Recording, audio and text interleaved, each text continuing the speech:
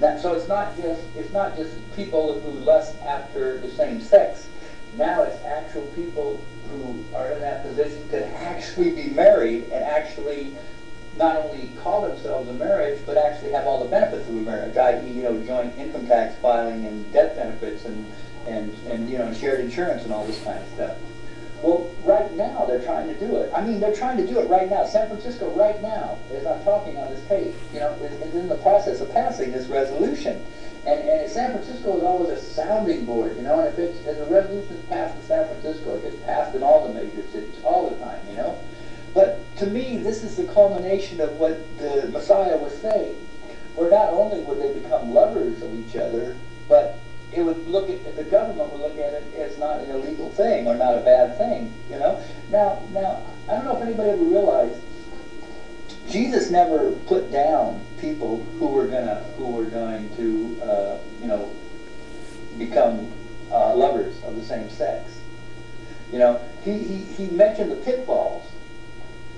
But he also used it. He also used it as a major sign of the end of this system of things. So it's that significant. It's that important that he thought it was important enough to mention it to the disciples about a major sign that you would see.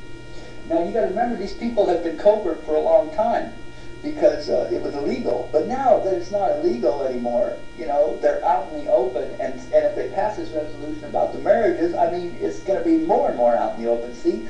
So not only does it give more and more validity to this part of the prophecy, but also now everybody will see this prophecy enacted, where it won't be looked down upon to show public affection among a crowd in public and stuff like that, because you're a married couple, i.e., you have all the rights of every married couple. See, so the people who always thought that it was kind of like kept hush-hushing in the closet and everything, and they didn't have to deal with it.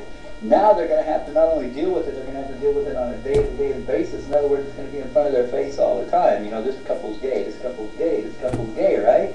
And this is because of this legislation that, again, San Francisco is, trying to pass right now as we speak, which is also one of the signs that Jesus gives his disciples as a sign of warning or heralding the end of this system of things and the age of Armageddon. And also, you have to remember, in Revelation, when John got his visions and his revelations from the angel when he was imprisoned on the Isle of Patmos, one of the revelations says,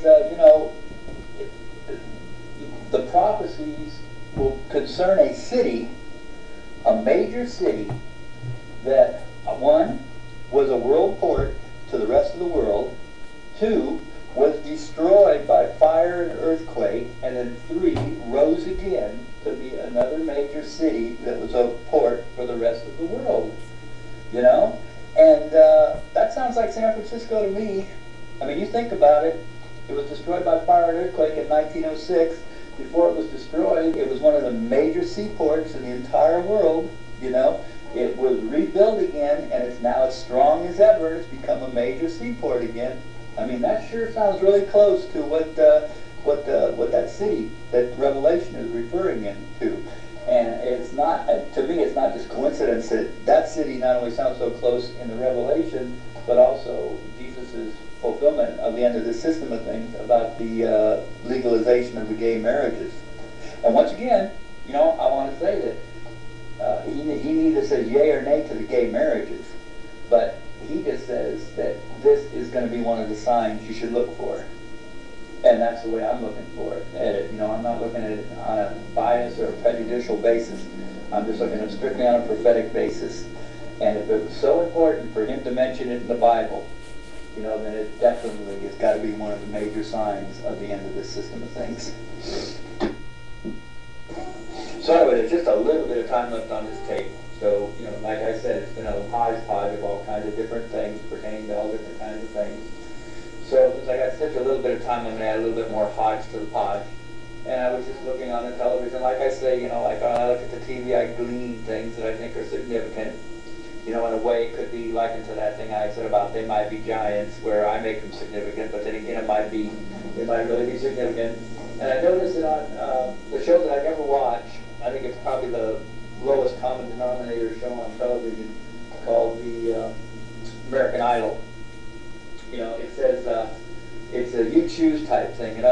choose who the American Idol is going to be. Now, the thing that I never caught before, but it's always been right there staring me in the face, is that the way you choose is you either call in on your cell phone, you know, and you punch up a number on your cell phone, or you can do it on your computer. But you have to remember, if you don't have a computer and you don't have a cell phone, then you can't vote, see? So already, they're already excluding a certain audience on this American Idol show, because they're assuming that everybody who's interested in what's going on American Idol also has a computer and a cell phone, or they wouldn't put the suggestion that you could, you know, call and vote. You can't call in on a regular phone to American Idol and vote for an American Idol. You know, you have to call in on a cell phone because there's a certain code that you have to go through in order to make that connection. You know, so you either have to call on a cell phone or you have to punch in on a computer. You know, so they're already limiting their audience right there. And I've noticed TV does that a lot. They say, okay, you know, it's your decision, it's your right to do this.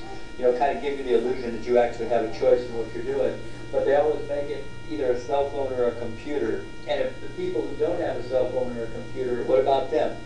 You know, what about the ones who just have a regular phone and don't use a computer? See, they're not part of this decision-making process anymore. And you know, as well as I do, pretty soon it's going to be, hey, you know, you want to do this, you either put it through your cell phone or you put it through your computer. And I've always maintained that the cell phone and the computer are just part of the big gigantic economic, political, social, religious conglomeration that is known as the dark side. You know, and I think this pretty much drives home the point just a little bit more. So anyway, I hope you like this this tape. It's like I say, it's a hodgepodge, but it's got a lot of really, really interesting things on it. So I hope you like it. That's a bunch of old thoughts that I put together on a tape, oh God, at least 10 years ago, maybe more. Hi, my name is Jim. I guess you guys have been listening to my videos and you know who I am and stuff. And pretty much this is my main, field of interest. This is what I'm really genuinely interested in. I mean, the rest of it, the music videos, you know, the T-shirt thing, the movie thing, that's fun. But this is what I'm really about.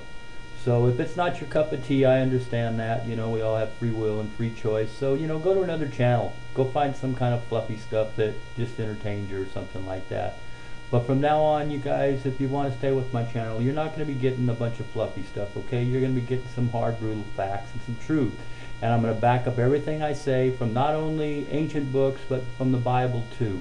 So all those people out there who are Bible thumpers, you know, you can look in your own book, Bible, and see that the words that I'm talking about are true, you know. And then I don't know where you're going to go from there, but you know, your best argument is going to be exploded right there. I'm not trying to make enemies, and I'm not trying to, you know, lord it over you that I have more knowledge than you or something like this. I just, this is what I do. I pass on, I'm an old man, and I pass on wisdom to the younger generation.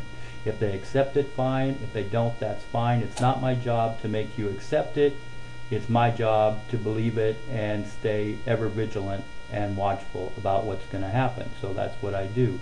This is just another tool as far as I'm concerned, i.e. the computer, to pass this message on. And by the way, while we're on the subject, did you know that the ancient languages translate www as 666? Anyway, so you know, I enjoyed doing this video particularly because it's in several parts, but it's got a lot of good information on it and good knowledge. It's not my opinion or anything like that. It's not a theory. It's things that I have read from books that have been written since the beginning of time. And like I said, if you accept it, that's fine. If you don't accept it, you know, that's not my job. I'm not supposed to make disciples or converts or something like that. My job is to recognize the truth and for me, okay? So you guys take care of yourself, and I hope you support my channel. And if you want more of this, let me know, okay? All right, be good. Bye-bye.